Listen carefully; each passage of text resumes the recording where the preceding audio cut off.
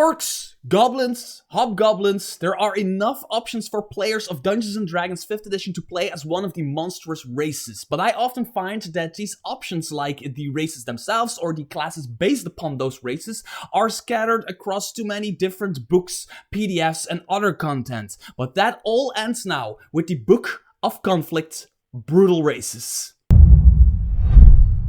Hi there fellow roleplayers and game masters, my name is Mr. Trosk and this is your go-to YouTube channel for anything Dungeons & Dragons 5th edition third-party content, and this is the Book of Conflict, Brutal Races, Orcs and Goblinoids for D&D 5e. The creator sent me an email asking me if I wanted to shed some light on this Kickstarter, so I checked the Kickstarter page out, I checked the really cool trailer, which is really funny, out, I checked the preview PDF, which is up there for free to download for anybody, and I absolutely love it. So officially, this is sponsored content, just tossing it out there. I have a tracking link in the description below, so if you want to back this, make sure to follow that link, because that gives me bragging rights if you do so. Now, I want to do two things in this video. First, go over the Kickstarter page real quickly and talk about what it is in general.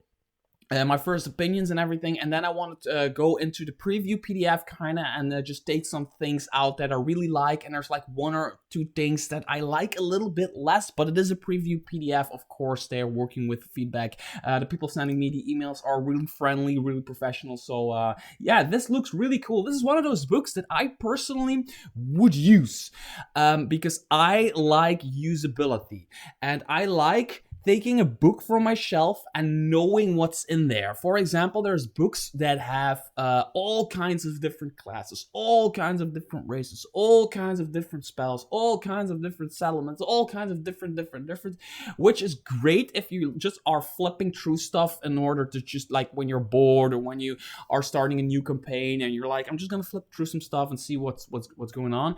But if you are looking for something specific and you have a shit ton of books like I have, it can be really daunting to start looking for that. And a book like the Book of Conflict, Brutal Races, fixes that, because it is exactly what you need. It is like the bestiaries by Nord Games. You have the Dreaded Accursed bestiary, which are undead. You have the Revenge of the Horde bestiary, which are brutal races monsters, but monsters for the GM to use. You know that if you take that bestiary out of your shelf, from your shelf, you know that exactly what you're gonna get, right? And that is why I think this is really interesting. So let's look over the Kickstarter page really quickly. There's a bunch of stuff in here that I like, and there's a bunch of stuff in here that I also like, but it's just not for me per se. But I am a reviewer, and I look at this from a consumer perspective, so let's just take a look at this. The Book of Conflict, Brutal Races. Do yourself a favor, watch the trailer. It's really cool, it's really well done.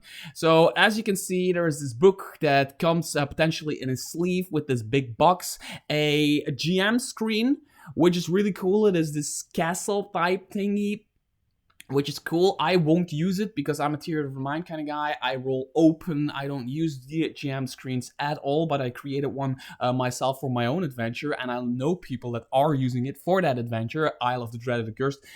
So yeah, GM screens are still a thing. There's some really cool miniatures here of, let's say, 4 heroes that you can create your character and then use that miniature on the table that you can get, which also does not personally, for me, interest me at my table, but it's of course really cool for those people that do. Join us in the wildlands and explore the harsh lifestyle of brutal races. Within the pages of this immense tome, you will observe a diversity of races, sub-races, classes, subclasses, feats, monsters, magic items. 400 plus pages. 5 new game mechanics. There's a few interesting in here. There's group backgrounds, which I think is a really, really cool concept. I've seen this before in a few products where instead of all of you taking like a background, which of course every individual character should have their own like background. Some might be super deep and some might be super not so deep, shallow. But as a group having a background like, oh, we used to be a band, for example, just maybe very stupid example. We used to be a war band, or we used to be this, or we used to be that. We were mine workers, but then we decided to pick up arms, and that is our background. We were slaves, something like that, and we met while being slaves, and then we rallied against our masters. There is superstitious magic, blood hunt, tameable beasts. These are all cool stuff. Not personally for me, but Uncanny Grub. There is a bit of that in the preview PDF, and I like just the title, Uncanny Grub. It's just like, oh, there's stuff that you don't want to eat, and if you eat it, might give you like positive side effects, but it's also really disgusting. We'll be looking into that in a little bit. There's dice sets, new dice sets, really cool. Like, the form of these dice, really cool. Dungeon Master screen, figures, collector box, all of that stuff. So, there is a demo booklet. We'll be looking in that in a bit. So, they're going to do all kinds of races. So, orcs.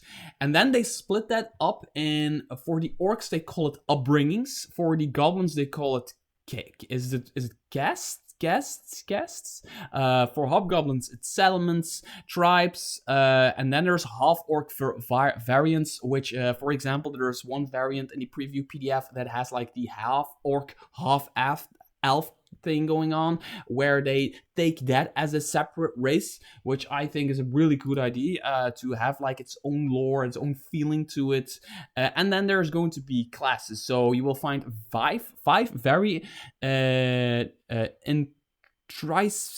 designed classes in our book. Every class has unique mechanics designed to be in the center of their playstyle. Well, there is a class in the preview PDF that is cool, but it is clearly not finished yet. I'm gonna go out there and say it. It is a Kickstarter. Kickstarters aren't meant to be finished. I know a lot of people are like, oh, it needs to be finished. I want the Kickstarter to be delivered next month.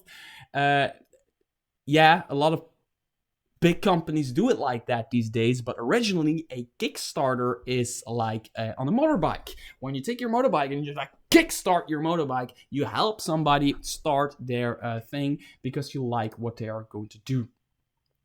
And as you can see, there's a lot of stuff going on. There is a Marauder, a Talon, a Warchief. The Warchief is, by the way, the class. It's kind of like a fighter, Battle Master fighter, but more themed towards the brutal races, which I absolutely like. Now, let's talk about the value of this. I actually like this. $25 is, it says it's about 24 euros right now, but that changes like every day. It's really weird. Sometimes, like last month, $25 was still 20 euros. Now it's 24 euros, and I don't know. It just changes every day. You get the PDF, 400 plus pages PDF with races, classes, artwork, of course. Really cool artwork, by the way. Is in today's money a good price, because prices are going up. Prices of RPG content is going up, and 400 pages of this kind of stuff is, for me, if it's quality. I don't know if it's going to be quality. I hope it's going to be quality, and I will be reviewing the final product on my channel. That is a given. Then $25 for a PDF is really good. I asked $25 for a PDF, and it was an adventure. I mean, a big adventure, but still 25. No, it was $20, but still, you get the idea. And then there is the PDF plus the physical edition, which is $60, which is about 56 euros. Which used to be 50 euros a month ago. Again, I'm going out there, say it. I like that they're not splitting it up. I know there's creators out there that are splitting it up. I totally get why they're doing it. I totally, absolutely, 100% get why they would have, for example, I don't know, 25 for the PDF, then 50 for the physical, and then 60 for the PDF and the physical, something like that.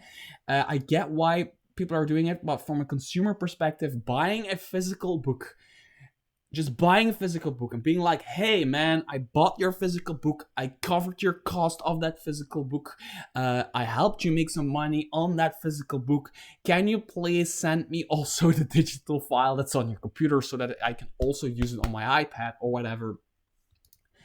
For me, as a consumer, that is absolutely great. And then there's, of course, the other ones. There's the Fortune Teller 85, and it comes with a set of dice and a sleeve. So these dice, I don't know if they're on here. They should be on here somewhere. Bloodhound, new equipment spells. Deities, there's, by the way, new deities. There's all kinds of stuff. Here is the Dungeon Master screen, the Game Master screen. That looks really cool. There's a video on here that talks about it. And there's these dice. Look at this. I like this. I like these dice. They are a gimmick. They are totally 100% a gimmick, and by that I mean they're different from other dice, and they don't need to be different from other dice, but depending on what race you're playing, taking like this particular set of dice, it could be really cool to be like an orc that uses like these blood stone dice or whatever they're called, the orc boss, yeah, lazy bugbear, really cool titles. I like the dice. Maybe there's a video here. Oh, there they are. As you can see, they roll. Here's how you roll them. Boom! Right? Something like that. So, yeah. I like that's in there.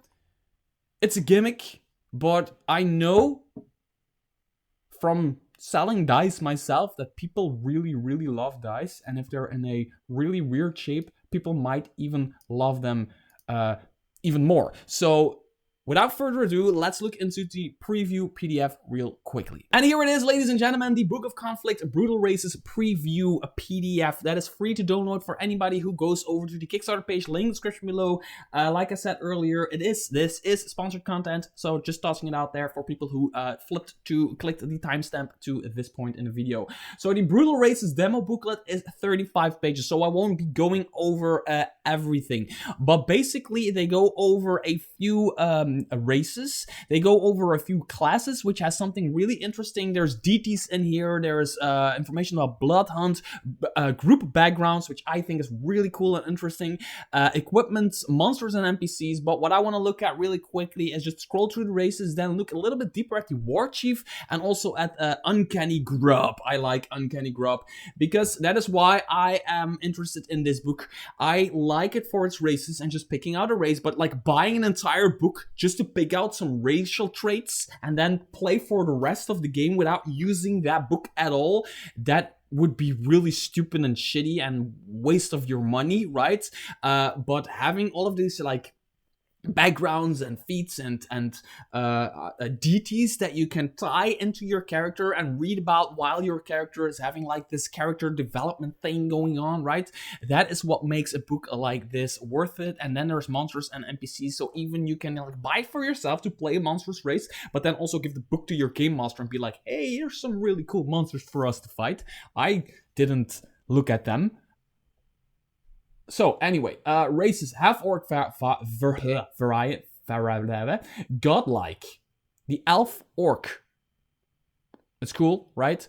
There is the hobni, which is a hobgoblin / orc dual race thing going on. They talk about the lanky, which is a goblin orc variant, which is really cool artwork right here. I think this is really funny and cool artwork, and I wouldn't play this myself, but I know like at least 2 of my players who would nail this. Hans, if you're watching, I'm talking about you. You especially would absolutely nail this guy if you'd play this. Yeah, that's really cool. So they also talk about like settlements and how that ties into your race and all of that stuff. Make sure to download it for yourself. There's hobgoblin traits, all of that stuff. Now, there's already hobgoblins in D&D 5e. There's already orcs. There's already playable goblins. There's already playable whatever rat folk, wherever you want to go with these races, they are already playable. For me, the main thing is having this one book that has all of that stuff, that specific stuff in one book, so that you turn around and look at your books right there. You know what book to take off your shelf when you're looking for something particular. That is the selling point for content like this for me. So there's new classes, and here it is a bit weird, because they talk about the warchief, which is absolutely, the idea is really cool. I've been playing 4th edition before 5th edition, which has this was it called Warchief or Battle Master or something like that? Guy who had all of this. It's kind of like the Battle Master fighter right now, where you have these maneuvers. 4th edition had like a class specifically designed for that, which I absolutely loved. I played it for years. It was really, really cool. And the Warchief kind of goes off of that idea, but then that ties in more. I like the artwork, by the way. I like this warchief. I really do. They're like standing here. It's kind of like the Kobold Press one with the black flag. Yeah, love it. But well, they only talk about it for 9 levels, which is cool. It's a preview PDF. They don't have to show everything. I actually like that they don't show everything. A lot of these preview PDFs just give you an entire class for you to use, and it's free, which I'm always like, yeah, why would you do that? I mean, create some stuff as a preview PDF, take feedback, and then finish it off and make it even more awesome for the final version of the book. At least that's what we did for the Quintessential Guide to Monster Encounters. Link description below, you can still pre-order that. Proficiency bonus +2, but I don't know, if you compare this to the fighter at 1st level gets, if I'm not mistaken, 2 things. They already get their 2nd wind. So this guy at level 1, or gal, this guy or gal, or whatever in between, or outside of that, gets a fighting style, and that's it. They get a fighting style. They don't get the 2nd wind. So at level 1, this class is not as powerful as a fighter. So it's still the same 1d10, 1d10 plus constitution modifier, all armor, all shields, simple weapons, martial weapons. It's basically saving throws, strength and constitution. It is basically a fighter without 2nd wind at level 1. I don't know. I might be missing something, and if I am, comment below with what I'm missing. I like, by the way, like everything that this class is about, right? So it's about being the tactician, about making your allies do stuff in the middle of combat, helping them out, giving them damage reduction by shouting commands around and all of that stuff. I really, really love it, and I think it ties into the monstrous races, the brutal races, very, very, very well. I just think at level 1, At level 2, they get the commands. They get 3 commands known, and they can use 2 per short rest. I would have loved this to be tied into your something. So 2 plus con, or 1 plus con, or your con modifier per short rest, or something like that, you know, just to give it more of that power building. It's just a bit of game designer in me, probably. I've been doing some of that on the side, and it's just, my brain is just going in overdrive, but that's how I would have done it. But I like it. There's commands no, and this is, so at level 1 they get a fighting style, which is just the same as the fighter, but less fighting styles. I don't know if they are going to add more fighting styles, but there is the archery, defense, dueling, ground weapon fighting, crate weapon fighting, protection, 2 weapon fighting there, and then there is the command. So a command triggers at a certain circumstance, which is cool. There's all of these commands have a type. You can choose what type of the command that you use, which is personal, tactical, or inspirational, which I think is a freaking cool mechanic, because you have this thing that you can do, but then you can choose in what way you do it, slightly changing what it does. I'll get to it. There's personal commands. Yeah, that's what I said. Personal, tactical, and inspirational. And you can do 1 per turn. This is like the main thing of this class. It has other abilities. It has other stuff going on, of course. But this is like the main thing that the class can do. Now, I have some issues with the wording. So one of the things, one of the things is called triggered when an ally who you see within 60 feet is hit by a weapon or a spell attack. You can use your reaction to use one of the following command types. The personal version, you gain resistance to that damage type until the start of the next turn of your attacker. Here it says it only triggers when an ally is attacked, and here it says you gain resistance until the start of the next turn of your attacker.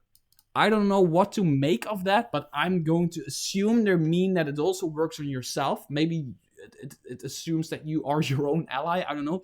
Furthermore, you can move up to 10 feet and make a weapon attack against the attacker. The tactical version of this is your ally gains resistance to that damage type until the start of your next turn of the attacker. Furthermore, your allies can move up to 10 feet, which is also something that I don't know if they actually mean what they mean right here. They say your ally gains resistance, so your ally gets within 60 feet of you. Your ally gets attacked by a bludgeoning weapon. You do this thing, you're beware, right? Beware! And they get resistance to that attack. Boom, they get hit, but it does 10 damage, but instead of 10 damage, it does 5 damage, right? Which is absolutely great. Then it says your allies can move up to 10 feet.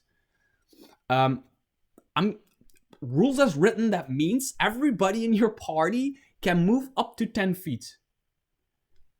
If it does that, if it is that, it is really cool. That is a battle master type stuff, right? That is really being the battle master, like, beware! And this one dude is like, they take the punch, but they survive, and then everybody gets to switch around because of this shout, because you said beware, and everybody gets to like reposition themselves in the favor of the party, which is a really cool thing to have at your disposal as a war chief. The inspirational version of this is your ally gains resistance to that damage type until the next turn of the attacker. Furthermore, your allies gain temporary hit points equal to 1d6 plus your charisma modifier. Same thing. Your ally gains resistance. Boom. But everybody in your party gains 1d6 plus charisma modifier. So let's say at level 2, that could be like you roll a 4 plus 2. It could be like 6 temporary hit points for everybody. That is some Purple Dragon Knight shit going on, which is really cool. I love that type of gameplay. I just think they should reconsider some of the wording in here just to make it more clear and more up to like the 5e standards that we are used to. Other than that, I really like the idea and the gameplay of this type of class. And I want to play it. I just noticed that this video is already going on for way too long for YouTube to actually push it to my viewers. So I'm gonna just talk about one more point that I really want to talk about is Uncanny Grub. Now, there's like nothing like really special about this in terms of mechanics or in terms of it doesn't reinvent the wheel or anything, but I just think adding stuff like this really adds to the reasons to buy a book like this, because you buy this book for the player options for monstrous races, for brutal races, right? And you want the deities that go along with that. You want the societies that go along with that. You want to know how to roleplay them. You want to know inspiration about all that stuff. Creating really, really gross dishes for your party that actually help them out is something that could really set the tone while you're playing. Like you're role-playing and you're the only orc in the party or whatever, hobgoblin in the party, and you're kind of like the weirdo. And then when it's time to do a long rest, you start creating like this really, really disgusting meal. It could be like this really funny roleplay opportunity, like for example, Uncanny Grub, sludgy worms. Again, it doesn't reinvent the wheel. Why can I not? Oh, there it is. So Uncanny Grubs, common sludgy worms. If you want to survive today, shut up and eat your big oaf. and eat this, you big oaf. Sorry, something like that. This uncanny grub can be prepared by using a worm growing inside the eyes of any medium or larger beast-type creature's corpse. The beast needs to die in an extremely contaminated place such as a sewer or a swamp. A medium corpse that has been rotting for at least 1 week will provide 1d10 worms. Each size difference from medium will yield an extra 1d10 D10 more worms. Okay, small and tiny beasts will have none. You can always rule that like a rat has like 1 or like a 50% chance to have 1. So something like that. Harvesting and wrapping a worm inside a leaf without breaking it needs a DC 10 medicine skill check for each worm. Failure means the worm will be crushed. Basically, you're creating sushi from worms that are still alive. Consuming sludgy worms like this will heal 1 hit point. So it's the gross version of Goodberry. Goodberry does the same thing. It heals 1 hit point. But this is like a leaf with a disgusting worm in it. And when wrapped in any kind of tree leaf, the sludgy worm retains their benefits for 3 hours, then shrivel and die. I think 3 hours is too short. That's just me. I think it's too short in the sense that it's cooler to be able to like create this in the morning and then have it for the rest of the day. So that at any time somebody needs like a hit point or whatever, and you can just smash this worm, this sushi inside of their drawback. Consuming more than 3 a day will need a DC 8 Constitution saving throw, which is not that much, which will increase by 3 for each one consumed. Failure means projectile vomiting for 1d4 hours of poison. And 1d4 hours of poison condition. Shit. Hit points gained. Yeah, I think the downside of this doesn't weigh up to the positive. The positive is cool, but it is more thematically cool. Like the 1 hit point is fine, but it's more a thematic thing. And I think poisoned condition for 1d4 hours is really bad if it happens at the wrong time and the wrong place. After failed save, the person who eats the worms won't gain any benefit from eating sludgy worms again. Creatures immune to poison will not benefit from sludgy worms. So this is just an ID. There's also deities, by the way. Just one of those sludgy grubs that's in here. They have 2 or 3 or 4 in here that are really funny and really cool. It is a preview PDF, so this is just meant to kind of like give you a feeling of what they're going for. And for me, when I'm scrolling through this is actually something that I can put on my shelf, and when I need information on brutal races, player options, classes, monsters, all of that stuff, I know to pick that book from my shelf, and I know I can use that book for that specific thing that I'm looking for, which is usability, which is always a selling point for me. So if you're interested in this, make sure to hit the link in the description below. If you're not, leave it alone, and until next video, bye bye.